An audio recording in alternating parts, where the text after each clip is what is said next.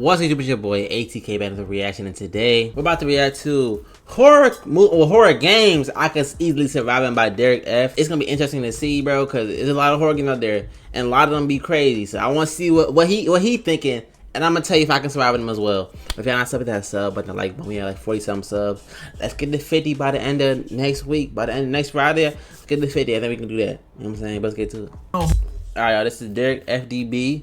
Horror games I could easily survive in. Honestly, Outlast, again, that's one of the games I wouldn't survive in. I'm gonna say that right now. I just see it right here. That's a no. Horror games are something I always avoided as a kid. They were too scary. The ability to immerse yourself the way you do while playing a horror game is different. It's not the same thing as throwing on Friday the 13th or Goosebumps. When playing a horror game, you're actually in there. You can see, you can hear, you can move, interact. You're in control of the movement. Any more immersive than you just be a victim. But those days of peeing myself while playing the scary maze are over. I'm a grown man. And now I ain't scared of no purple dude, no hillbillies, and especially not no grandma. Today, ladies and gentlemen, same way we did for the horror and the action movies, we're gonna be going over horror games I could easily survive. Okay. I'll be giving you guys my strategy, my game plan, my thought process. I'm gonna tell you if you cap it or not.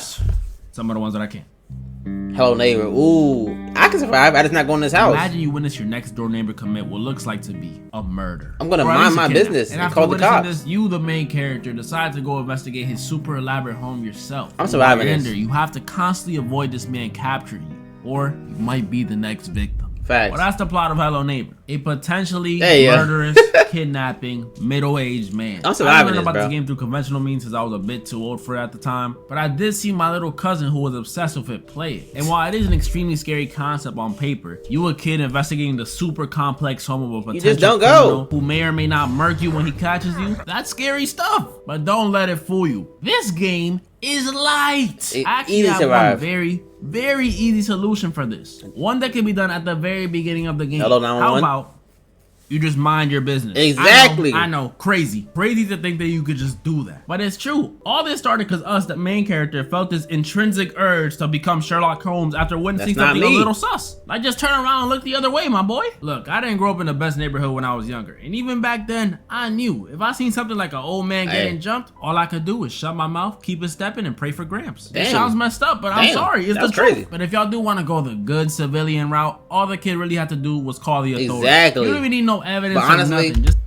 the cops wasn't gonna find that body because that man had that house locked down like a dang maze. He was not gonna find them. But I'm minding my business, bro. Tell the cops your neighbor's a minority and you heard a white woman screaming in the house. You're gonna be there in 2 minutes, bust that door right open, and shoot first and ask questions later. Problem solved. That is a fact. Poppy's Playtime. Ooh, this is a good one. Y'all probably already know this game, but if you don't, there's a horror game where you, the main character, are investigating a shutdown toy factory after the disappearance of a bunch of employees 10 years ago. And while in there, you discover you're not alone. There are these things, these entities, these toy monsters that come after you while you're trying to figure it all out. And I'm gonna keep it a buck. I'm probably not surviving. Yeah, I don't think. Going after you, all bloodthirsty toy monsters, but all of them are clearly on something. I can see it in there. I don't think so. You got them dilated pupils, probably on some LSD or blue crystal or something. Poppy, that Walter White obviously coked out. Look at those blood vessels. And Mommy Longlegs, she might be off the same thing as Poppy. Either that or she has some severe BPD. And I mean severe. Because the way her mood switches from, Mommy was just playing, come back. I'm good. Okay, joke's over. Mommy doesn't like cheaters. I'm good. Back over here. I'm good. Combo that with the prototype running around doing I don't know what. And in the third game, which I haven't played yet, they introduced hella new monsters, including a freaking cat. Not only did they get me already with my fear of dolls, but now they're using my allergies against me. Yeah, I'm finished. The closing shift. Now, while this one may look like a simple art, horror game, no joke, it's actually one of the scariest ones you could play. The whole time you're paranoid, on edge, and just waiting for something to happen. If this is how girls feel while walking alone at night, I am so sorry. I'll cross the street next time. There's a Japanese horror game where you play as a female barista working in a Starbucks type coffee shop. And I've never worked in the food industry before, but from what I hear, it's horrible. A horror game in and of itself. You have the clothing shift, obviously. And on top of having an annoying supervisor, as the nights go on, you start noticing some weird stuff going on around the shop. Strange noises, items missing, strange people coming in. What the heck? Staring at you from outside. What was that? You eventually realize you're being stalked. Stalker alert. We got a stalker on our hands, ladies and gentlemen. What? Eventually coming face to face with them at the end. Boom. We got the lore. While this one may seem simple because it's just a regular human, no special abilities, at the most, maybe a knife, it's not. There are two things in this game that could cause me some trouble. One is the girl we're playing as is clearly not in the best financial situations. Ooh. She's B to the R to the O to the K to the E, a college student. That affects the first both. plan I had, which was to just quit your job. We quite literally can't afford to do that. I know how it feels to be living off mayo sandwiches and instant ramen, and I'm not. Amazon hiring every day. Okay, that no, we out of there, bro. Go get you a job at Amazon. You better pack them packages up. I'm putting this girl through that. So the next immediate counter I thought of was just tell your supervisor you want to switch shifts. You don't lose your job, you keep that bread coming in, and you stay away from all the creepy activities. Ooh. That could work. That could work. But if I knew how to speak Japanese, how would I even communicate? How? There's no subtitles in real life. Drawings, ASL, Morse code. How did I even get this job? Only things I know how to say in Japanese Come on now. are what, stop, and domain expansion. So communication wise, I'm cooked. Can't even call the cops. Meaning my only choice for the situation is to defend myself. So hey, put 'em up. Here's the plan. We know the dude stalking us is seriously obsessed with us, judging by those notes he be leaving and the pictures he be taking. And as creepy as that may be, it could be used to our advantage. It don't seem like a regular shift. I'll be whipping up some coffee, some lattes. When in the corner of my eye, I'll see the stalker watching me through the glass. He'll probably be imagining doing some heinous things to me. I don't know. I don't stalk people often. But he won't know that I have him right where I want him. As he's staring at me through the glass, he'll notice in the corner of his eye a coffee I left on the table. And this wasn't no ordinary coffee. This was a coffee with my lipstick on it. He's a creep, so he immediately wouldn't be able to resist adding this precious item to his precious collection. So he walks into the shop swiftly, trying to get the cup before I can even notice while I'm dealing with some customers. But like I said earlier, I got him right where I want him. Before he could take another step, he hears it. Yamero! Yoichi Tenkai. Mugen no Goroku. Oh, okay. Hey, yo.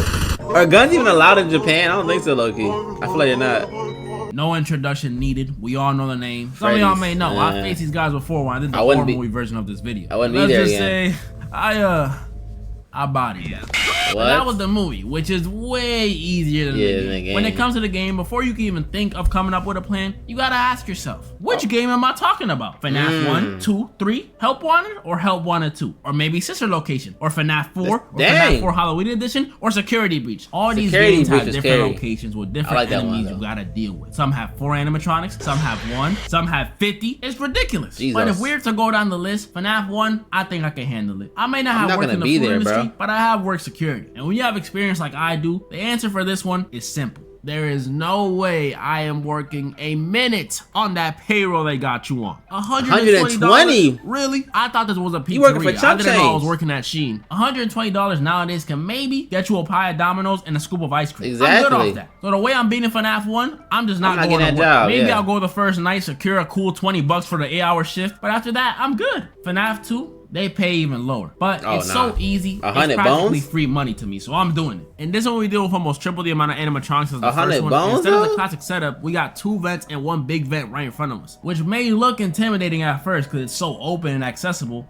It's not. Because the second you throw that mask on, these animatronics don't beat on nothing. But what I'm gonna do with 100 bones? Mumbo jumbo that doesn't let them see that I'm a security guard, which honestly makes no sense. I know damn well they can still see my ass in my security uniform gripping onto my chair for dear life. But hey, if it works, it works. And the other two, they can bypass the mask. All you gotta do is use the flashlight and just wind the music box on the camera. It's easy. I'm good off that. I wouldn't take that job. Constantly hold the flashlight and keep checking the cameras. I'm gonna be Gucci Kabuchi. But that's the first 2 games, which to me are the easier ones. It's a little risky. FNAF 3 though, this one is more difficult and completely different than the other 2. Instead of facing multiple animatronics, which may seem harder, I'm gonna be faced head to head with the main man himself, Springtrap. He's a cold, calculated serial killer in a gold bunny suit. And he's also the creator of the animatronics, or co-creator. The point is, the dude is smart. And wait, so in the game, he's a real person? I thought that was just a movie thing. I know that I'm not too big on the FNAF lore. I'm not gonna lie to you. So the whole time, that's a person. What? Him in his rinky-dinky amusement park. What am I gonna do? And a lot of y'all FNAF fans may not like this answer, but I'm whooping him too. Look, I'm a fan too, but this dude's kill-death ratio is almost entirely made up of kids. And like I said in the intro, I am a grown man now, standing at a tall 5'9". I'm cooking him. I mean, Springtrap is going to catch the work. average, He's gonna wish those spring handle locks got him before. Oh, but he has a metal suit, so if you punch him, it's gonna hurt. Who said anything about punching? I know what you saying, I got brother. the chair I'm sitting on, the fan right in front of me. There's quite literally a guitar right there. If Springtrap walks in, I will not hesitate to smack him upside the head. That's probably a play He's just guitar. Michael Myers if he was a fairy. And y'all know what I did to him? Realistically, only FNAF games I'm struggling with are Five Nights at Freddy's 4, Ultimate Custom Night, and Central Location. Five Nights at Freddy's 4 because you play as a paranoid kid, and look at these things. Ultimate Custom Night because... That's the case. What is even happening? I was like, I don't know what's going on just now. Bro, baby is 7'2". I am not dealing with that. And as for Security Breach, Ruin, and Help Wanted, I can't say for certain. I haven't played those yet, but I'm sure I'm buying in those too. As you guys can see though, just like the action and horror movies, there's only a few games that can really stand in my way. I mean, I'm still pretty much unbeatable. Let me know any parts you guys think I was wrong or right about, and let me know any more horror games you guys want me to go over for a part 2. I know I missed a lot. Also, let me know if you guys want me to play any of these horror games or any other horror games on a second channel. I'm thinking about making one in the future, but hey, sure. I don't know. I wouldn't want to make anyone jealous with my gaming skills, you know? Let me know for real. And moral of the story? Hey, Get your ass over! Hey, bro.